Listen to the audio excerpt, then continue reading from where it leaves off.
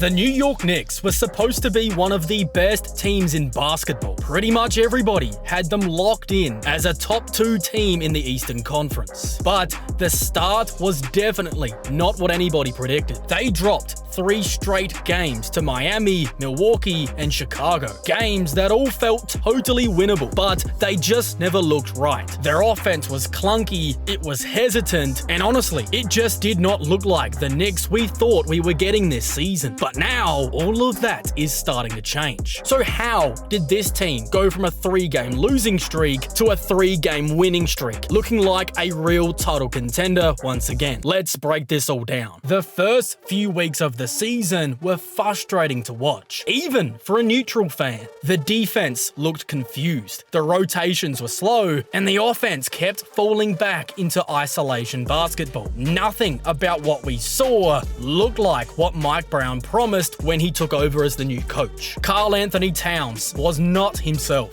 He was hesitant with the ball, committing silly fouls, and really not making an impact whatsoever defensively. Josh Hart was fighting through that finger injury, and you could see it in his lack of energy. For a team this talented, the effort just did not match expectation. Rock bottom came against the Bulls, where they gave up 72 points in one half of basketball, and Cat's defensive lapses late in that game basically sealed the loss. For a moment, it felt like that this group was just not going to figure it out. But that NBA Cup loss to Chicago turned out to be exactly what they needed. Since that moment, it feels like New York has turned a corner. The energy's different, the attention to detail appears to be sharper, and the overall trust in the new system just feels like it's taken a massive step forward over the last week. They've gone from looking lost to now looking locked in. But how did all of this change so fast? Well, Mike Brown simplified things. The Knicks started to run more 5-out sets, added in more motion, and built more of their offense around the 2-man game of Jalen Brunson and Karl-Anthony Towns. It's the kind of adjustment that instantly made everything smoother. Cat began to play with some real decisiveness once again, catching and shooting without hesitation, attacking mismatches instead of settling, and going hard downhill. And once he was able to find that rhythm, it started to show up in the numbers. Over his last 3 games, Cat has put up 22.7 points, 12.7 rebounds, 4.7 assists, and 1.3 blocks per game on 63% true shooting. That's Karl-Anthony Towns at his finest, and it's exactly what this Knicks team really needed. At the same time, Brunson started to really trust his teammates, hitting Cat, OG, and Mikal Bridges right on time, and keeping the defenses guessing instead of forcing up as many tough shots. Shots that he can make, but the offense is better for it when he passes. The spacing suddenly looked cleaner, and everybody's rhythm followed. And I don't think it's a coincidence that once Cat started to play with real confidence and Brunson started to share the ball more, that the entire offense followed suit. Even when the offense still looks a bit clunky at times, the numbers behind it have been elite. The new starting 5 for this season of Brunson, Bridges, Anunoby, Towns, and Mitchell Robinson have a plus 25 net rating, a 125 offensive rating, and a 100 defensive rating. On paper, those are incredible numbers for a lineup, especially one that's still figuring it out on the fly. But the offense can often get clunky because Mitchell Robinson doesn't offer much in the way of offense. This makes me wonder whether sliding Deuce McBride into the starting 5 might be the next evolution of the team. But we'll talk more about that later. Jalen Brunson and Karl-Anthony Towns have both been adjusting to Mike Brown's new offensive system, and that definitely led to some mixed results early on. The Knicks are only a plus 2.6 per 100 possessions with Brunson on the floor, which puts his impact just in the 53rd percentile league-wide. Their offense was only plus 2.9 points better with him in the game, in the 57th percentile, and the defense only improved by 0.3 points, in the 47th percentile. Overall, Brunson's impact has been pretty underwhelming so far, but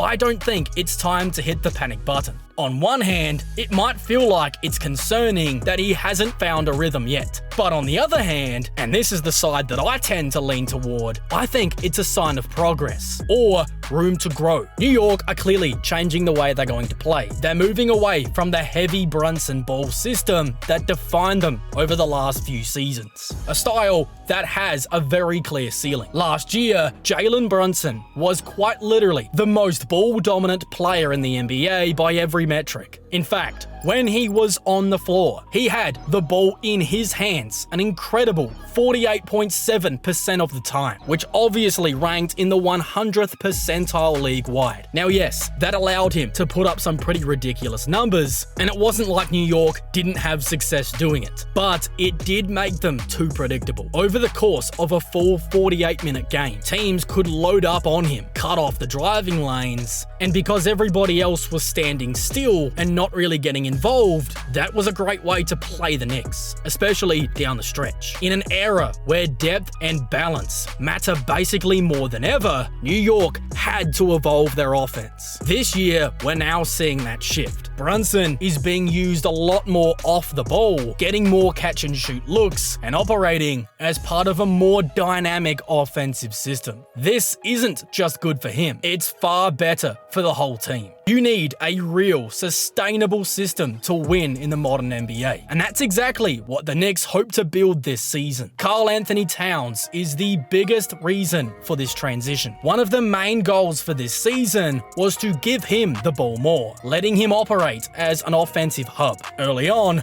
there were definitely some real growing pains. Even Towns admitted that he wasn't totally sure what his role even was in this new system. That started to get everybody a little concerned, but just as people really got worried, we started to see glimpses of what Mike Brown had envisioned. In the half court, Towns is being used more around the elbow area, where he can see the floor, make quick reads, or flow into dribble handoffs. From that spot, he's able to hit a backdoor cutter or hand it off for open shots for others. And all of this takes advantage of his really underrated playmaking ability. We even saw a new wrinkle in the Minnesota game where Deuce set a screen for Towns and allowed him to step back into an open jumper. The possibilities out of this elbow action with Towns are basically endless. And this is exactly where Brown wants to build out the half-court offense. It gives New York another option besides just Brunson ball, which makes them far harder to scout offensively. There's going to be stretches where Brunson has to take over, and that's totally fine, but it just cannot be their entire identity anymore. That predictability is what New York is trying to leave behind them. Instead of Brunson having the ball in his hands for pretty much half of his season last year, giving him more chances to work off the ball, come off handoffs, and catch and shoot adds a whole new layer to the Knicks offense. As they continue to build more momentum under Brown's new offensive system, you're not going to know what New York is going to do possession by possession, and that's precisely the point. But for this offensive system to work, the others have to be playing well. Josh Hart is still working his way back to full health, but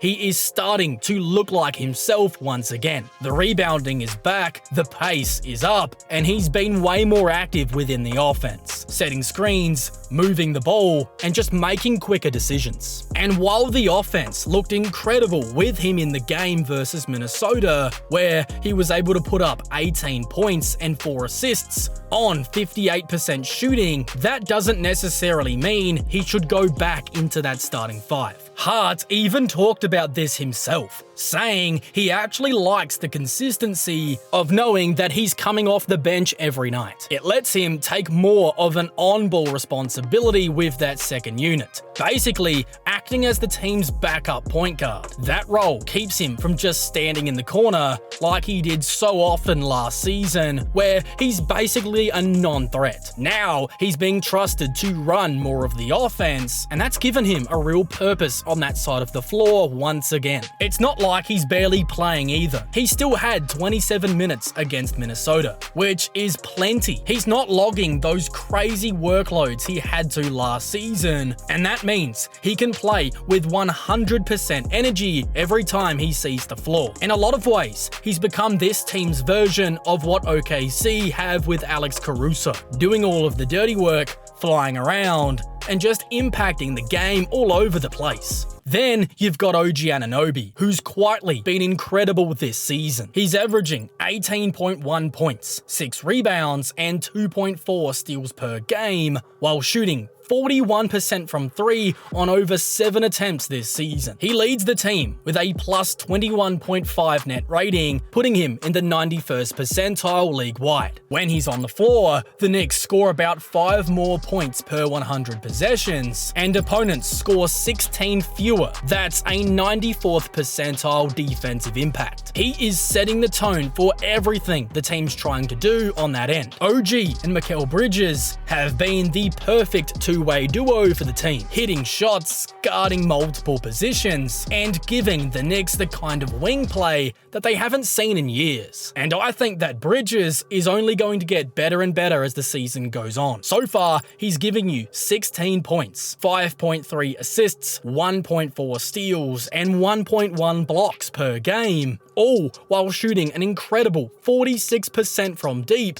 and 67% true shooting. That's remarkable efficiency. And I said it before the season that Bridges would be the player who benefits the most from Mike Brown's new system, with Brunson being less ball dominant. It opens up more possessions where Bridges gets to be the focal point. He's coming off handoffs, getting plays actually ran for him in the mid-range, and he's finding ways to score within the flow of this new system. As the team continues to get more comfortable with the new system, I think Bridges is going to be more and more involved. Even Jordan Clarkson's role has evolved. He's handling the ball far less, taking more catch and shoot threes, and attacking off the catch instead of dribbling into tough shots. Everybody is finally starting to look more comfortable in what they're being asked to do. It's really been showing in how the team plays, and the results have spoken for themselves, winning 3 straight games. Since that 0-3 stretch, the Knicks have looked like a completely different team. They beat Washington, dominated Minnesota, and handled Chicago the second time round. The offensive numbers are climbing,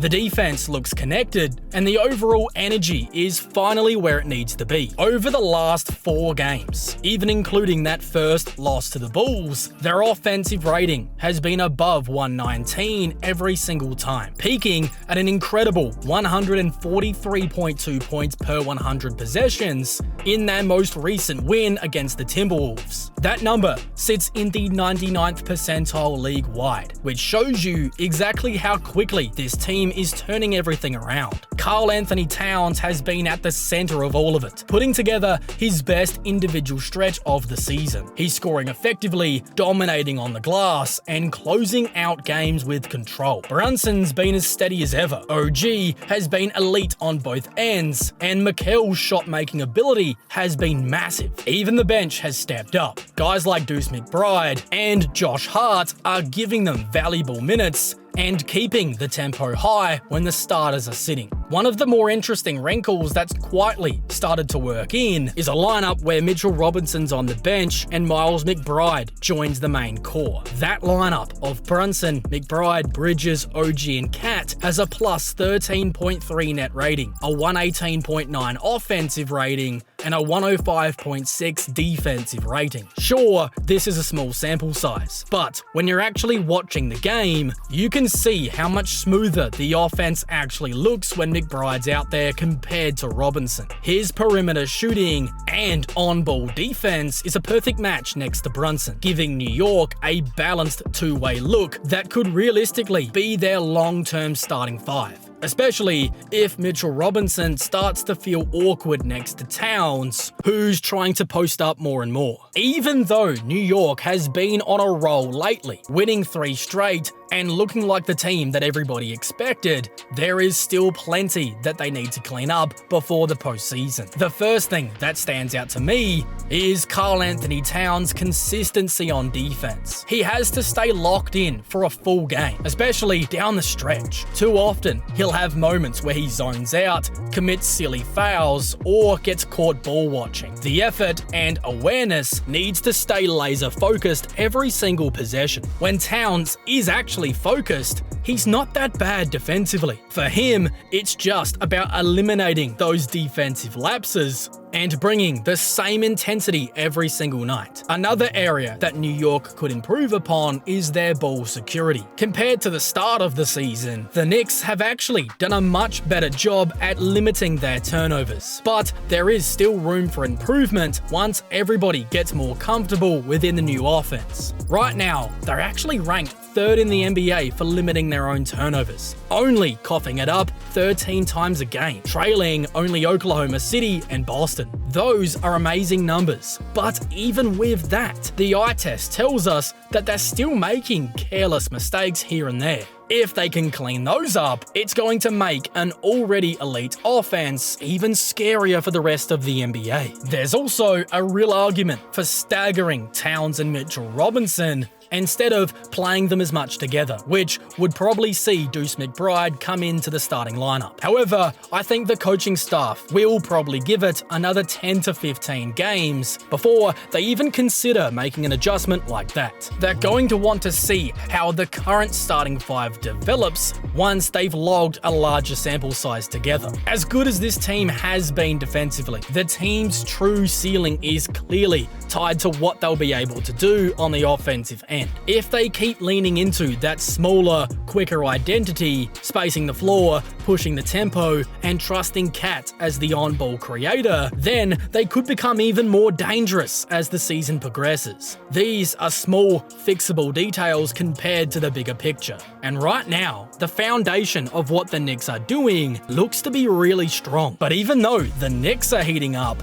Josh Giddey and the Bulls just tore this team apart a couple nights ago. And since then, Giddey's been averaging a near 30-point triple-double, pretty much making him a lock to be an all-star this season. And if you want to see exactly how he's been doing it and what this all means for the Bulls moving forward, then you can check out that full breakdown video right now.